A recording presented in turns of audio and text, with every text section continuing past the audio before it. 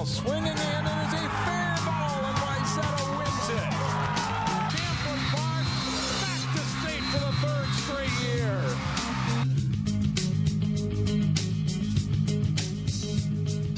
Welcome to Sports Jam for the week of March 5th. I'm Jay Wilcox. I'm John Jacobson. Today on the show, section girls basketball highlights, plus section finals and boys hockey. We'll meet a Maple Grove girls basketball player standout in our Sports Jam spotlight. And let's get started with the state wrestling tournament. The state's top individuals battle in 3 classes to wrestle down to championship night. 2 area wrestlers reach the finals. In the Class 2A 120-pound championship, Totino Grace's Jake Sviel in the title match for the 3rd year in a row. Sviel is in control for most of his match. Here he gets the takedown on Byron's Michael Peterson as he builds a 5-0 lead. But Peterson rallies in the 3rd period, getting the takedown that leads to a 3-point near fall, and Peterson is up 8-7. He holds on to win the state title. Class 3A 106-pound championship, Maple Grove sophomore Joey Thompson facing Shakopee's Paxton Crease. Tied at 2, Thompson gets the escape to take a 1-point lead that he does not relinquish. The 3rd period, Thompson with a quick takedown on his way to the championship with a 6-3 decision. Congratulations to Thompson, who caps off an unbeaten season. Also, Wayzata's Cale Swenson placed 4th in Class 3A at 106 pounds. Brett Wilson of Rogers was 6th at 132. Cooper heavyweight Cedric Williams was 5th in Class 2A, while Grace's Nate Schutz was 3rd at 220. Totino Grace did qualify for the team portion of the state Class 2A tournament. The Eagles had the misfortune of facing top seed Casson Manterville in the quarterfinals and lost 54-13. That put the Eagles into the consolation bracket against Foley. The Falcons start strong. Nathan Garceau pins Grace's Bryce Erkenbrack in the 113-pound match. That follows a Tech Fall win as Foley grabs an 11-0 lead. The Eagles' Jake Sviel gets his team on the board at 120 pounds after racking up several takedowns. He pins Logan Thorsten to make it 11-6. In a matchup of 30-win wrestlers, Tristan Zuniga gets around for the takedown to break a tie as he beats Cameron Kovitz 4-2 at 126. Grace's Connor Dean shoots hard for the double-leg takedown on his way to an 11-1 major decision over Sutherland Schmidt. The Eagles' Jacob Ranning with the throw as he takes Max Lefebvre to his back at 170. Ranning trailed through most of the match, but he eventually gets the fall. Grace battles back to make it interesting after falling way behind. But Foley's Justin Henry gets the pin at 182 pounds as the Falcons pull away again, and they win at 45-25. The Champlin Park girls basketball team got the 2nd seed in Section 5-4A. Rebels came on strong late in the regular season and were looking to extend their season when they met Roseville area in the section semifinals. Roseville in white, highlights from this one. A steal by Jada Hood. She scores on the layup, and it's an 11-4 Raiders lead. In transition, it's Champlin Park's Amanda Pollard driving to the basket. She scores and is fouled. This game is tied 29-all at halftime. The Raiders, though, start the second half on an 8-0 scoring run. Sarah Vidheld with a 3-pointer, and Roseville is up 37-29. Rebels trying to come back. Michaela Johnson in the low post turns and scores 2 points. Later, it's Erica Hicks driving, and she'll bank in a tough shot from the baseline here. Hicks scores 12 points in the game, but it's not enough. Roseville pulls the upset. They win 62-58, ending the Rebels season. Also in the 5-4A semifinals, Park Center facing top seed Centennial. The Cougars start fast. Taylor McCauley on the back cut scores 2 of her 22, and it's 7-0 Centennial. After trailing 9-0, PC gets the next 8. Lauren Frost with a step back 3, and it's quickly 9-8. Later in the first half, Danae Griffin pops a 3 over a defender, and the Pirates lead at 27-25. It's tied 29-29 at halftime, 18 for Griffin total in the game. Second half, and Summer Blakemore hits a baseline floater for the Pirates. She scores 19 on the night. Adelia McKenzie is relentless on the boards for Park Center. She rebounds her own miss and scores, plus a foul. McKenzie scores a game-high 25 points. After two Blakemore free throws with 7 seconds left give the Pirates the lead. Centennial's Claire Orth with a short baseline shot to beat the buzzer, and we're headed to overtime. Park Center comes out strong in OT. Griffin steps up to hit a big three, and the Pirates are up 76-72. And then she'll find McKenzie for 2 inside as Park Center scores a huge win, 81-76 in overtime. So Park Center and Roseville, the 4th and 3rd seeds respectively, meet for the Section 5 title Thursday night at 7 at Anoka High School. The Pirates are shooting for a 5th straight state tournament appearance. The Hopkins girls basketball team has finished as state runner-up the past 2 years. The Royals are the top seed in Section 6 4A. They hosted Minneapolis Washburn in a quarterfinal round game. The Royals shooting the 3-ball well early. Raina Suggs hits back-to-back threes from the corner, gets Hopkins out to a 10-2 lead. Then it's Paige Beckers connecting with a 3. She scored 9 points in limited minutes for the Royals. They're up 19-4. Kayla Adams with the steal here for Hopkins. She'll pass ahead to Delayla Shakolis for 2 of her game-high 12 points to extend the Royals' lead. Then Adams knocks the ball away from behind, and Amaya Battle sets up Adams for a layup the other way. Later, a drive and then a dish to 8th grader Maya Naji in the paint for 2 more. Hopkins wins big, to say the least. 84-22 is the final. In the semifinal round on Saturday, the Royals scored another one-sided win. They beat St. Louis Park 81-40. Paige Becker scored 25 points. Delayla Shakolis added 18. The Royals are now 25-3 on the season. Wayzata was seeded 2nd in Section 6 4A. The Trojans carried a 24-2 record into the postseason. They are at home against number 7 seed Minneapolis Southwest in the section quarterfinals. Molly Thompson passes out to Mimi Schrader, who connects on 3 of her 9 points. Trojans up big on the Lakers. Olivia Arnebeck picks up the loose ball and passes ahead to Ella Schrader here. And she'll hit the jumper, and Wayzata leads by 40 in the second half. The Trojans usually have some good outside shooters, and Lydia Hay knocks down a 3-pointer here. She scores 8 points off the bench. And then the lob pass into Ella Schrader, who turns and scores 2 more. Wayzata wins 81-44. The news not as good for the Trojans, though, in the semifinals. Wayzata took on Minneapolis South. Behind Morgan Hill's 27 points, the Tigers upset the Trojans 52-47. Wayzata had defeated South by 18 points just 9 days earlier. They finished the season 25-3. So that sets up Hopkins and South for the Section 6 4A title. The game is set for 7 o'clock Thursday night at Minneapolis Roosevelt. Cooper moved out of Class 4A and into 3A this season. The Hawks had a bye in the quarterfinals of the Section 6 tournament, meaning their first playoff game was a semifinal matchup with defending state champion Orono. After a bit of a slow start, Cooper takes over. Drew Gaston, just back from a concussion, hits a 3 and provides a big spark off the bench with 16 points. The Hawks are great on the offensive boards. Asia Wheeler gets the putback. Cooper leads 14-6. Wheeler drives it in transition and scores a layup. She has 15 points, all in the first half of this one. TT Long steals the Orono pass and converts for an easy 2 as Cooper's lead grows to 28-11. Andrea Tribble buries a 3 from the right side. Cooper leads 45-22 at the half, and they roll to a 76-39 win.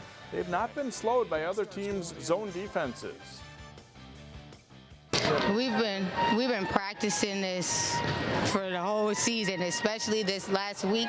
We was just practicing just attacking the zones and getting those kick-out passes and where to look and all of that.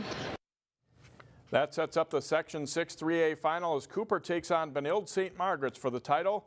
Benilde beat 2nd seed Waconia in their semifinal. Cooper has defeated BSM twice this season. That section final is Thursday at 7 at Chanhassen. And the Hawks, John, looking pretty good. They're going to be tough to beat. That's a very good team right now. Section 8 4A, Maple Grove scored an 18-point win over Moorhead in their semifinal.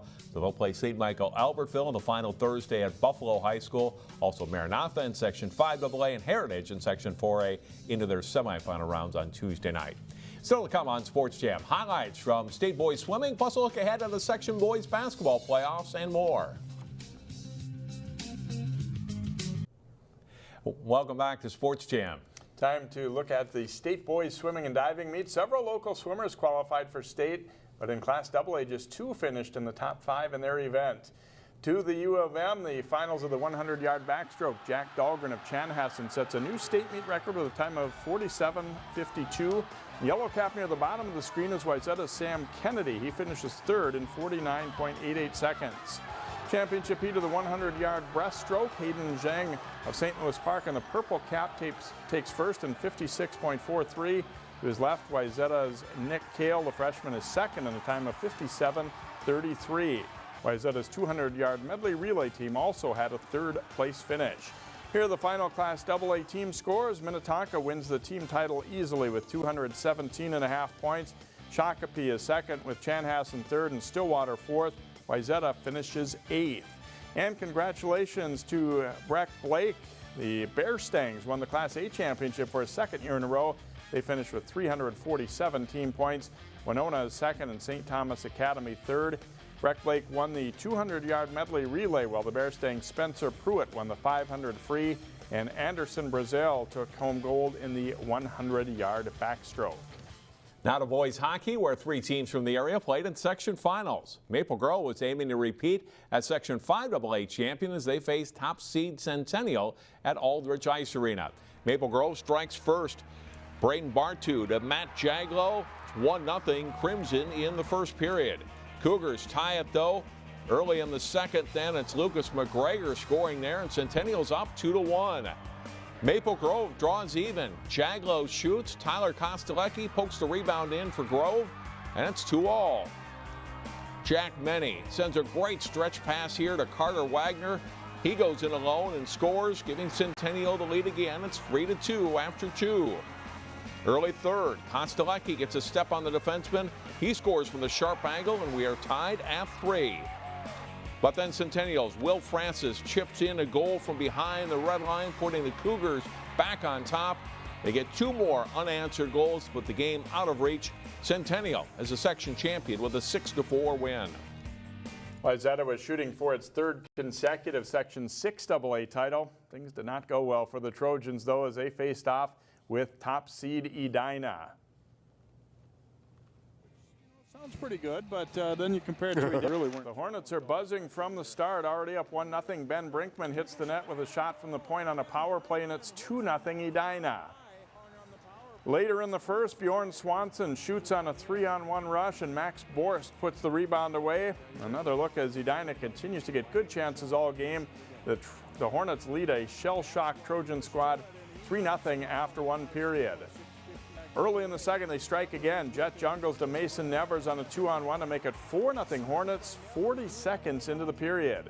Wayzata gets one here as Colin Schmidt buries a wrist shot from out high, but Edina dominates, and they cruise past the Trojans 8-1 to advance to state. In Class A, Breck has been a long-time power. The Mustangs didn't have a great regular season this winter, but it's the 6th seed for the Section 2A tournament. They knock off 3rd seed Delano and then 2nd seed Mound West Tonka to advance to the title game against top-seeded Orono. Late first period of this one, Orono's Landon Wittenberg lets a shot fly from the point that finds the back of the Breck net. It's 1-0 Spartans after 1. Same score in the 3rd period. Breck's Matthew Conroy wins the draw. Back to Will Torgerson. He passes to Nick Strom. He shoots and scores. And the Mustangs tie the game at 1.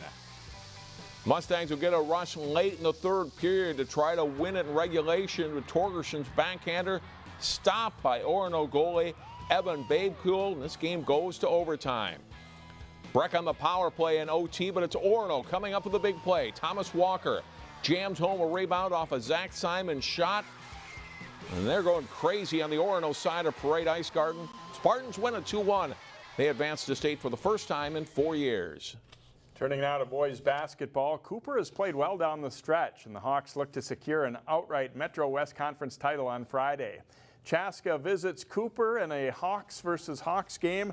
Jalen Justice launching from long range. It rattles in for a Cooper 3 in the early going. Cam Vaughn steals an inbounds pass and glides to the hoop for 2, putting Cooper up 20-13. Jalen Miller sends the pass to Nate Hill in the corner, and he cans a 3 here for Cooper.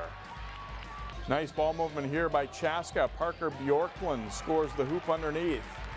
Trocon Massey leads the break for Cooper, and he'll finish plus the foul. The Hawks lead 38-26 at halftime. Justice shakes free early in the second half, and he hits a three for Cooper. He scores 18 in the contest. Then Miller hits from long distance as Cooper starts to put this game away. Justice penetrates and dishes to Massey for the jam. Cooper wins 69-53, and the Hawks are Metro West Conference champions. From the start, we were always the underdogs in everything. They always counted us out. But now we had to show them we was really up there with them, and they couldn't play with us, man. When we play our best, no one can play with us. Park Center won the West Division of the Northwest Suburban Conference this season. The Champlin Park Rebels, meanwhile, are kings of the North Division. Senior night at Champlin Park as the Rebels hosted Spring Lake Park in the final game of the regular season. Josiah Strong beats his man off the dribble to score an early layup. He nets the Rebels' first 6 points. In transition, Rebels score 2 here. Bennett Otto will lay it in, and Champlin Park leads by 5. Spring Lake Park gets to the loose ball, and it looks like they'll score, but the Panthers miss the bunny. Strong rebounds. He'll throw a pass ahead to Alex John with a big two-handed throwdown. Otto will knock an inside lob pass away, and he'll trigger another break for Champlin Park. It's Jawan Grant to Strong for 2 more. The Rebels break open a close game with a big scoring run. Kelvin Tappa drives baseline and scores the layup for 2 more. Strong scores 16 points in the first half and 23 in the game as Champlin Park leads by 14 at halftime. They end up winning by 9, 63-54. They finished the regular season 21-5. Brooklyn Center boys have been a top 10 team all season in Class 2A. They closed the regular season last week. Centaurs at home to face Concordia Academy. Highlights from this game: Danielle Yates drives and creates a little space for the jumper, and it's 8-4 Brooklyn Center. Adrian Sprinkles spins and battles through a little contact to score 2 of his 13 points, and BC leads by 8. Concordia hangs in there though. S.A. Hagos finds Casey Hackett cutting to the hoop, and the game is tied 21-all. Makai Patterson drives the ball hard into the lane and switches to the left hand to score. Centaurs carry a 27-23 lead into halftime. They come out strong to begin the second half. The kick out to Patterson. He hits for 3 of his 18 points, and the lead is 7. Then Patterson goes to the floor to come up with a loose ball, and they get off and running as Roland Russ gets the layup. Brooklyn Center wins 65-58. They finish 18-8 in the regular season. That brings us to playoff time in boys basketball. We have a number of teams in the final rankings who hope to make playoff runs. In Section 5 4A, the top 3 seeds are local teams. Park Center edges Champlin Park for the #1 seed. After the Rebels, Osseo is the 3rd seed, followed by Roseville, Spring Lake Park, Irondale, Centennial, and Mounds View. In quarterfinal games Wednesday, Park Center hosts Mounds View. Osseo is at home to face Irondale, and Champlin Park hosts Centennial. The semifinals are next Tuesday at Maple Grove. Hopkins is the #1 seed in Section 6 4A and big favorite. Defending section champ Wayzata is the #2 seed. St. Louis Park is 3rd, followed by Armstrong, and its 3 Minneapolis schools, South, Washburn, and Southwest. In quarterfinal games Tuesday, Armstrong hosts South in the 4-5 game. Wayzata is at home against Southwest. Top seed Hopkins has a bye since the section has just 7 teams. The semifinals are Friday at Osseo. Maple Grove is the top seed and defending champion in Section 8 4A. Then it's St. Cloud Tech, Rogers, and St. Michael Albertville. The Crimson open the playoffs Tuesday at home against Brainerd. Semifinals in this section are Saturday at St. Cloud State. Cooper is in Section 6 3A starting this season. The Hawks are the 3rd seed behind De La Salle and Orono. Benilde is #5. Cooper hosts Minneapolis Roosevelt in the quarterfinals Wednesday, while Benilde is at Waconia. 3 strong local teams are in Section 5 2A, but it's a tough path to state with top seed Minneapolis North in the way. Brooklyn Center is the #2 seed, followed by Holy Family, Brack, and Maranatha. Brack hosts Howard Lake Waverly in the first round Thursday, while Maranatha is at home against Pack, and Providence plays at Litchfield. Brooklyn Center and North have byes into the quarterfinals, which all take place Saturday at St. Michael Albertville. Prairie Seeds is the number 2 seed and Heritage Christian number 5 in Section 4A. A lot of good teams in the area, Jay, and in several sections and classes, many with a shot to get to the state tournament. Yeah, we're going to be busy looking at all these different sections over the next week and a half here. Well, next up on Sports Jam, meet a 3-year starter who has helped the Maple Grove girls basketball team enjoy a great season. The Maple Grove girls basketball team will play for a section championship later this week as they take on St. Michael Albertville. In this week's Sports Jam Spotlight, we meet a senior who's played a big role in helping the Crimson to a 20-plus win season. She's become a household name in girls basketball circles. Well, at home games at least. Maple Grove's Autumn Mlinar has heard her last name butchered in a variety of ways on the road. Oh, there's just so many. Milner, Mlinar, there's just endless possibilities. Miller, I'm like, come on, there's an A in there. I mean, it doesn't bother me that much. I'm used to it. With her Crimson career winding down, Autumn is thrilled to have been part of the program, and especially in this very strong season. Oh my gosh, it's been amazing. I mean, my last 4 years have been awesome. This program's amazing. I love every single person that I've met along the way. I'm going to cherish all those friendships so much. I mean, this team is special, and I've been here for 4 years, and honestly, this year is completely different than all the rest of the years. I've had a great time the rest of the years, but this year is definitely our year. Mlinar was a 3rd-year starter this season and now ranks among the top 10 career scorers in Crimson history. Her teammates and coaches appreciate her contributions. She was the first one of us seniors to be up on varsity, and she got to play with girls like Kenzie Bard, and I think she learned a lot of leadership skills from her. She's a great vocal leader on and off the court, and she really just pushes us and brings us all together. I've had a unique experience because I coached Autumn as a 7th grader in AAU, so I've known Autumn since she was a 12-year-old. And I coached her 7th and 8th grade in AAU, and then she was in our program as a 9th grader. And she's a great kid. She's a great kid. And it's been fun to watch her grow up, watch her mature as a player, as a person, as a student. She's going to go down as one of the best to come through this program. So we've been very, very fortunate and very lucky to have her. Autumn's made herself into a more versatile player, one who has great shooting range and the ability to drive to the basket. I would say fast break. I'm very good at getting out and pushing the ball up the court. My three-point shot has continuously increased since my sophomore year. Sophomore year is more of a driver, and junior and senior year I've been focused more on getting my three-point range up. And then rebounding, that's more of what you want to do. I mean, you don't get taught that. You just do it as yourself, and that's one of my skills. That's one of the things where I think she's come probably the farthest this year in her game from previous years. Is she's a much more physical player. She's much more comfortable with contact. She is diving on the floor more. She's rebounding better. Her hustle points this year have been off the charts. Mlinar has accepted a scholarship to play Division II basketball at Wayne State in Nebraska. I love this city. It's a very college city. I mean, the population's 300, so I mean, the college is what the city is. It's based on their athletics. They are very small college, so the athletes are the main part of the college. I love the coach. I love the atmosphere. He's very energetic. After her strong Maple Grove career, Mlinar will play one last high school weekend. She represents the Crimson in the Girls All-Star Series. It's a huge honor. I mean, I'm the 3rd girl from Maple Grove that's been asked to be there, and it's amazing. I can't wait to represent my city and this team. I mean, this team needs to be recognized. They've built me who I am, so very excited. Mlinar is closing in on 1,000 career points. We'll be back with our plays of the week in just a moment.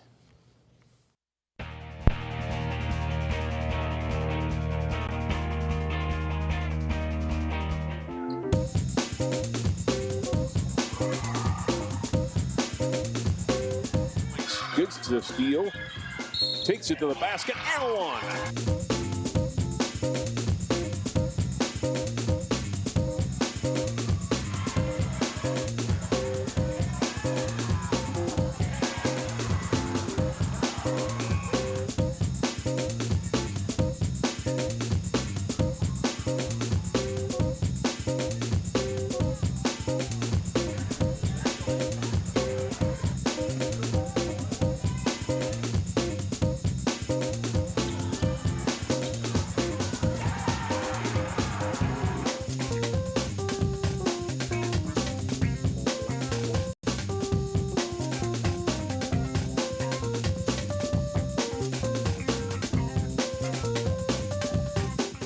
Sharpen up your free throw shooting skills for Treehouse Hooping It Up for Hope on March 18th. Find out more at ccxmedia.org under cities and in the community. And that is all for this week's Sports Jam. Next week, highlights from section girls and boys basketball. And then that'll be about it. We'll see you next time on Sports Jam.